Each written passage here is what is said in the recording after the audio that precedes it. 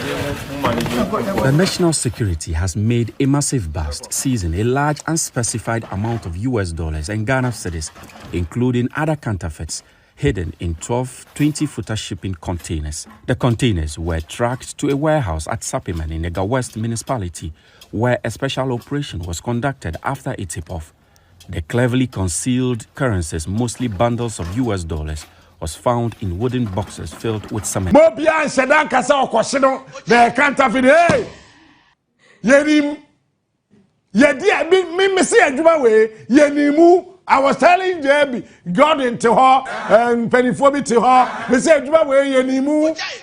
Sikaya Gwe and your counterfeit.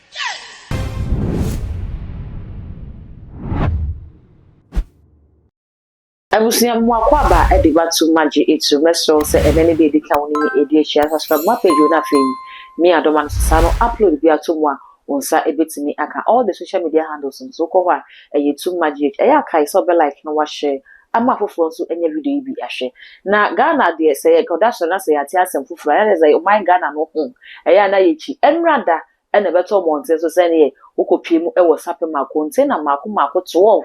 Ya will be nim baby a container no a free, will be nim baby a airco, will be nim nipakra container no any dia. Be an national security for Edge, woman ya take off. Say, I say, Sumasi Debias is a cabin and Sumasi be airco baby, into mom when you have any penny a penny and yampa, and a mom when you have Busunia Seminoka say, container Marco 12, a mood 10 or Mutimisa Kaya day, or more copious never had a good deal woman, and necessarily at a background funnel. I sika pimpman kuma any good contain anymore. Dollars, and I ya pack will contain and no answer one be dear car back. Young conquer has any say be dear car and gum young conquer bioswa, gold bars and a yashin kufu, and a good be dear car anymore. A hina one more day qua, be an answer national security no air chess a one Alleges B, a dear better montes one as a one Alleges B, and a decide deal no anymore say Alleges no crapono. Woman who almost ash and was not my uncle, the uncle boy and uncle money who send yes, cano, yes, your packets can contain him, and it's send a beer knife for the first one, almost a can as I say. The national security has made a massive bust, seizing a large unspecified amount of US dollars and Ghana cedis, including other counterfeits, hidden in 12 20-footer shipping containers. The containers were tracked to a warehouse at Sappiman in Ega West municipality, where a special operation was conducted after a tip-off. The cleverly concealed currencies, mostly bundles of US dollars, was found in wooden boxes filled with cement.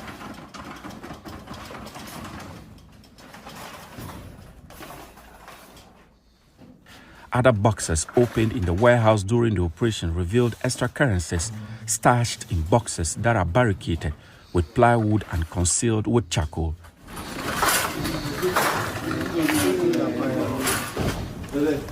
According to the national security operatives involved in the operation, 2 containers are still on the loose, but state security trackers are hot on their trail.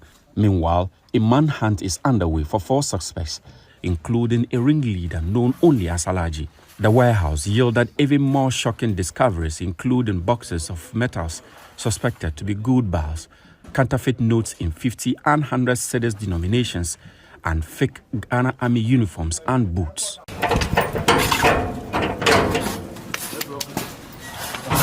And Sabusia and semi a better mountain soon news the DHA better so Sikanokra.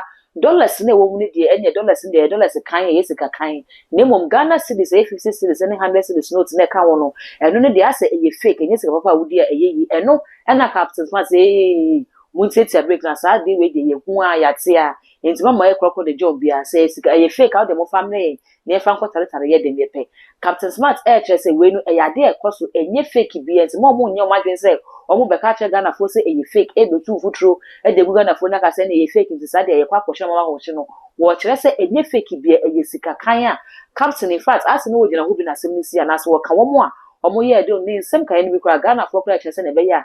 National security for almost on South Africa captain who say insights be our day ma won a quam fast on packing scanner say Jume wa ebi the Busiam Yanko and a captain so a cannon someone is fine.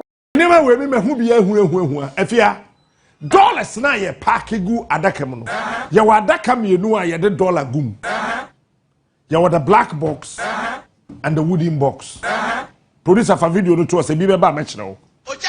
Every black box I did dollar gum here $50 million in a womb. Each black box contains $50 million. Because dollar now we trying to thickness in the CDC say it is a try fresh near compressor a 50 million and a womb. America for $1 no na omo export here ye imported dollar and America for export dollar. Omo de rubber efa ho enye Ghana for na de rubber fa ho. It's omo shisha in layers. Come on, look me proper.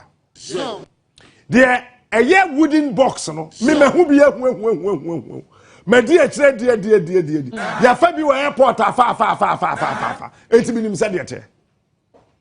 The wooden box no a 50 down by 10. It's a yeshisha na adaka no 10,000 sa 50 our wooden box no. It is a wooden box no aye shem miensa. First box, second box, third box. It's for first box na. What much share do you know we are? $20 million na. No more the rubber safani na aso. No ya kataso. No was shisha another $20 million. Near the rubber fani na aso. No was shisha another $20 million. Near the rubber faso. No was shisha another $20 million. Near the rubber faso. Say eya krofo na eya. This is what they do. Instead of adding the last 20 to become 100, no more you so no more the $10 million. No more the no akataso. No more should add the counterfeit $10 million eguso. It's what father will kanya. Why do you say can counterfeit? Member police in Libya me can't say counterfeit. Ye ni biya ko. Cash. Member obia, obia no ya kwase a okrum ha. So be check counterfeit. Odisi what dey dey. Mo ka say enkwara. Ye nim. Edma we ya ye be that. Ye nim how it is. I say where you wooden box no. And who packet Sidisa, Sika Yeta, I was Switzerland, echo any part of the world. One wooden box be 100 million Ghana cedis. Now, 100 million times 25. $100 million times 25. And see, if you ASA $2.5 billion and a good container. Nipadia. $2.5 billion.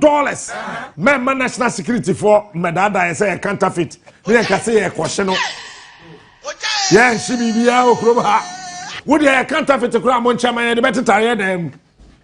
Mobia and Sedan Casa or question. The counterfeit. Hey, Yerim. Yeah, dear, me see a way. Yenimu, I was telling Debbie, God into her and pennyphobia to her. Me say a way, Yenimu. Sikaya way and ye counterfeit. You money. If you're in the way, so much says Sikano contain anymore. Said ya beya, woona, was a waka Sikano. Won't follow you. So I'm packet dollars in this city in a good container anymore. No more the boxes and kitten, wooden boxes. Maybe as somewhere nimu. So what she show sir dollar wooden box now. Each one cost 5. Mr. Police for them coach say 1 row there say me dear children da be. When a cost 5 by 7. Say a 40-footer container a cost 5 by 7. Say a 20-footer container, a cost 5 by 6. No matter that they no 7 no more enough counterfeit. Any padring, I was saying a year Juma to a certain point. It is a what kind first box? It be a $2 billion counterfeit. Second counterfeit. 7 by 3, 3 7 21 more. Now kind of no kind of 19th box because counterfeit. No way, Jim. The actually one and your original. Papa no actually. It's a maybe in 2005. Yeah, cheap, you know. Ye dreamy enough, Francis Pocutiase. Oh, Me se me kan sama na mama odin kobusa. Onwui ye dri 21 boxes ni na afie ni mu. What kind your first box are genuine, second genuine, 13 genuine, 58th box genuine, 78th box genuine, kind call genuine, sir genuine. It's more beyond me country where you be before the because ye.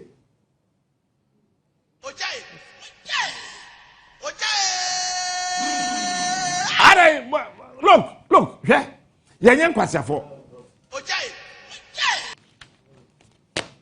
Yeah, kwasi afọ. Oman na yetimu no, ye ni mo man ni. Wo mo di kwasi ye no. See as a post for so much bi. Suspect na dwane. Dwane fine. Na suspect no we hin. E no dwane bisa who these questions. Hwɛ money laundering team ne cartel na wokurum ha no they have a way they operate. Suspect no ede no dwane wonko hu ne hin no dwane ye. What do you hu? Ya trust statement about say suspect ne dwane na afia yes ane kan. It is suspect no gina hin e no hu police for any soldier for no say omo ba national security anti-money laundering security and exchange commission of workers e no dwane ye no gina hin no dwane. No, we have to do a sign of Mujani.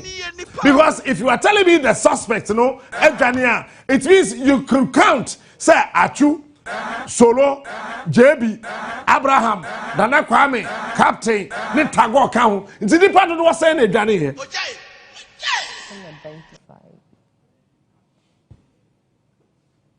Nobody does anyway. Where a legitimate question, dollar. If you had a one box, 3 boxes, $100 million. But couldn't have cost ano. Who feels over here, question for? So, on my pocket dollars, say a fake. Or what time away? $1 will say a fake, or they come away.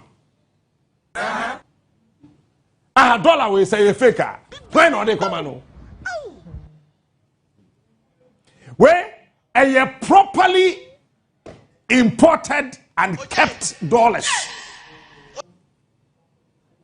Me enya me wanwa say bonds na ye raise ye $13.5 billion na bi ni enya me wanwa. Bonds na ye me enya me wanwa say kopie say ya mpa enya me wanwa because yakwaji sika fi IMF for ho besi na ye hu ade di sika ne ye. It means say we kopie say ye bia enya me wanwa. Well baby I see offices into gold do so your counterfeit na. Gold for oil no ebi no. Pacho video no audio was here. Say the tebia pe bibi to ase. Sika we Ghana ye kotwa sika. Entebusia ensam no enam de ba no we bi mu e kire se ase aban asesanse ne we no enya konye no eye NPP fo ena e twi sika no dia fuma kwakugu baabi sika o mo pake ye se nkom de be mu yi ena nyame ye mo so haban ena mo to ade de bi so kwa e kire se we de ye ensam do so e de be hye amanyosema na se amanyoni bi afei ena aba national security fo no eguso a wo mu ye hwehwemu ti Ghana fo no ye ntam kuchu ni ye hwe bebi asemi e be kwa kosi e bi so kwa e kire se we Ghana no na asema ba aba no fofo se de be ho e be hu a ye hu be sika no be fa ye se Ghana ha ena cocaine eda ne kokonte powder nti enye yenwa se dollars yi kwa mama baba ka se eye dollars ne be wi achi no o mesanda ne omo ho aba be ka kire se eye fake se ne etie bia no no so se ye hwe be bia se ni e be kwa kosi ne be fun be bia so mesanda aba be so mesro so be ja comment e wo video yi ase e de na fe when me subscribe button no so eye too much gh eye akai na fa be o ne kan se ne be na upload bia to so a onsa e betimi aka all the social media handles so kwa too much gh eye akai se ho so